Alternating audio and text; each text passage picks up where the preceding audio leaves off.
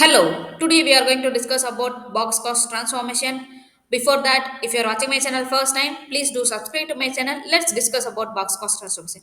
It is a statistical technique that we can use this transformation in EDA analysis before training any model. We have to understand each and every feature, how the data looks like and how the data was distributed.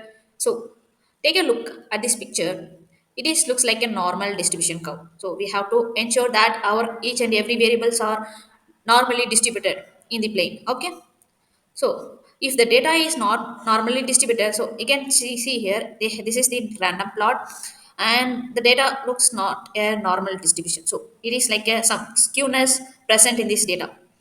So what we can do is we can do box cox transformation for the data set. Okay. So for this data, we can do apply a box cox transformation and see this plot.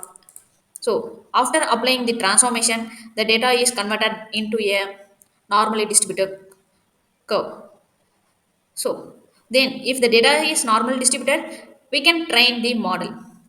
Okay, what is the benefit of using transformation? Because when we doing EDA analysis, first thing we have to check each and every variable to understand the patterns and insights and how the data was distributed.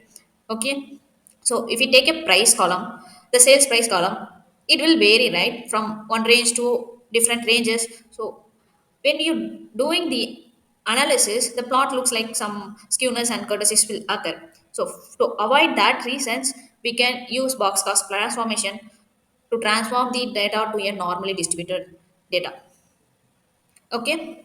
So basically, this is the formula for boxcast transformation. Basically, it will take a log wt equal to log of yt when lambda equal to 0. Okay. Otherwise, we have to choose a lambda value.